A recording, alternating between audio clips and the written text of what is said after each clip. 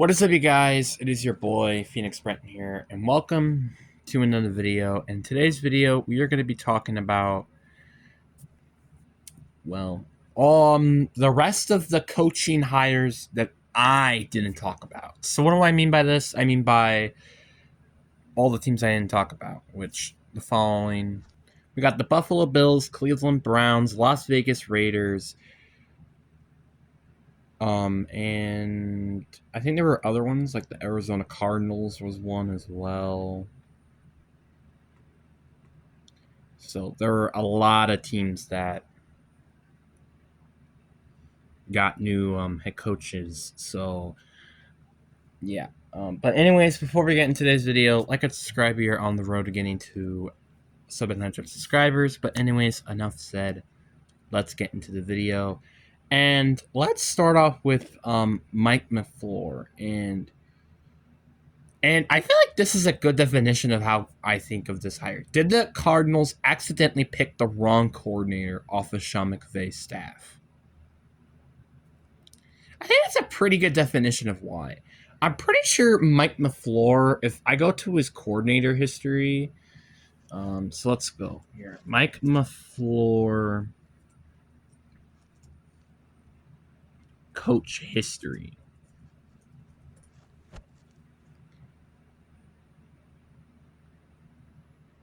Mike LaFleur, who's a football head coach of the Arizona Cardinals, was known as Kyle Shanahan's and Sean McVay. He served as the offensive coordinator for 2023 to 2025, the Jets for 2021 to 2022, and the passing games coordinator for the Niners through 2017 through 2020.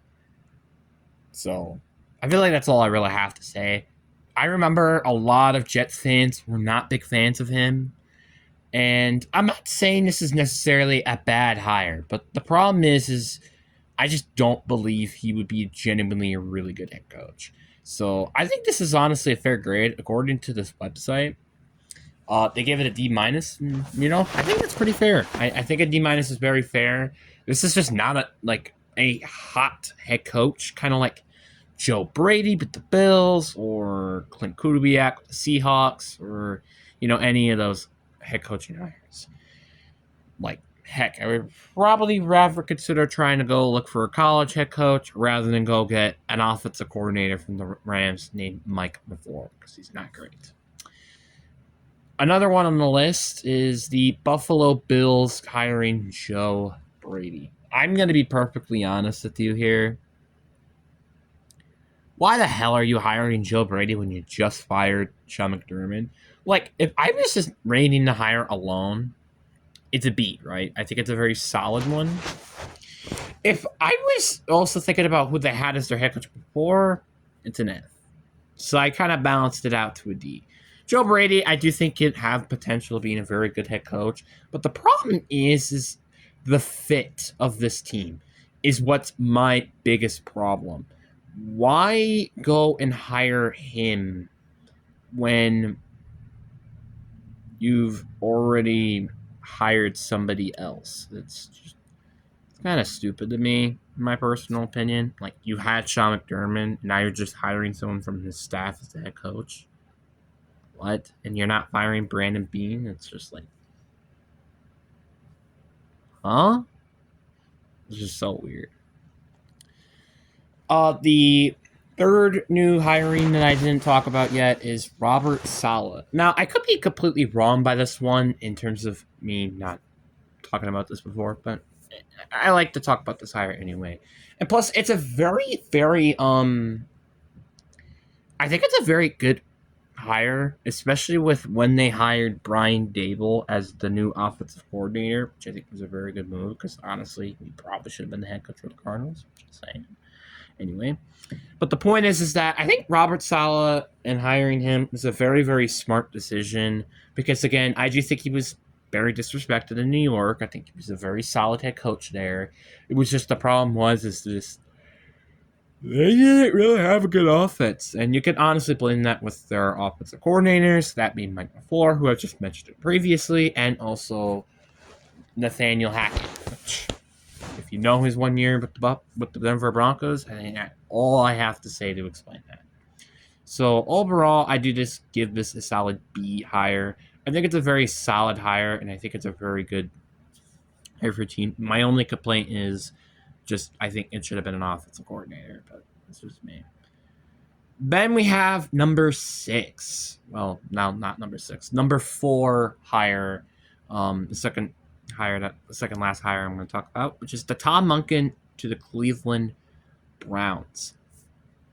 This is one of the most saddest hirings to watch because this was the final 3 teams, and you had like people like Mike McDaniel refusing to take the job.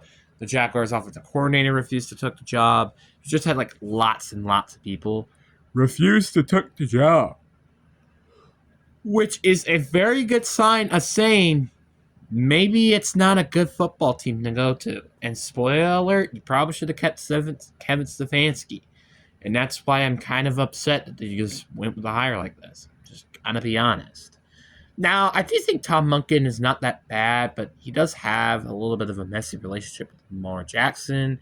And also, this year was not the greatest years in terms of their offense, which you could blame with the partly injured Lamar Jackson with most of the year. But I still think that's a bit of a poor excuse on that, Mark. I do think he was better than like Greg Roman if you end up hiring him as an example. I do think he's a better offensive coordinator than Greg Roman, but again, he also got fired, so it's much of a stretch. So I think just with that all in mind, I do think I give this hire probably a C plus. I think it's a very solid hire, but not much really. Then we have the Las Vegas Raiders hire, and this is the final hire we're going to be talking about because I've already talked about all the other hires. And that is going to be Klint Kubiak going to the Las Vegas Raiders. Now, the Las Vegas Raiders hiring Klint is not necessarily a surprise. I kind of had a feeling like since they haven't hired a head coach, it's like it's either going to be Arizona or Las Vegas, and I kind of wish neither of them took him because I just want him to succeed. But not on the division rival team, and I know the Raiders he's not going to be successful at, but yeah. I mean, to be fair, like Klint Kubiak, right, he took them to the Super Bowl and Sam Darnold is really good, and not probably a lot of people expected that kind of. But the problem with this hire is one, Kevin O'Connell did this as well, so it's not a big accomplishment for Klint, and two, he's kind of a all right offensive coordinator. I don't know how you will be as a head coach, really, and that's just something you kind of have to point out. I probably would give this hire a B, a B hire. I think it's a solid hire. Obviously, I do think going with an offensive minded head coach is the smart move. And I don't imagine you were being able to hire Joe Brady. So, honestly, probably the next best would have been Klint Kubiak. So, there's that. So, I am, though, very appreciated that at least, they went and hired someone who I think is kind of solid, and that being Klint Kubiak as their new head coach. So overall, we had 10 hires, and I said Matt LaFleur was I think it was a D hire. That's what I rated. No, wait, D minus. Joe Brady was D. Robert Saleh was a B. Jeff Hafley was a C minus. Tom Monken was a C plus. Klint Kubiak was a B. Mike McCarthy was an F. Jesse Milter is an A minus. I think that's what I said before. I could be wrong with that. Kevin Stefanski is an A plus, and John Harbaugh is an A plus. So that's my overall ratings of NFL head coaches. And also, I am recording this before the Super Bowl, so I'll just give you my little Super Bowl prediction to end the video off. And I have the Seahawks winning it all. I know that sounds a little biased because I'm a Seahawks fan, but to be honest, the Patriots have had a very easy playoff schedule. Like, you had the CJ Stroud throwing 4 interceptions, Texans. Then you have the Chargers team that was just dealt with a ton of injuries. The Broncos didn't have their starting quarterback in their game, which you would have probably lost if he was starting. And while you have the Seahawks, which they demolished a terrible 49ers team, which, yeah, I understand the 49ers were very injury prone, but at least we demolished them. The Patriots didn't really do that much most of the year.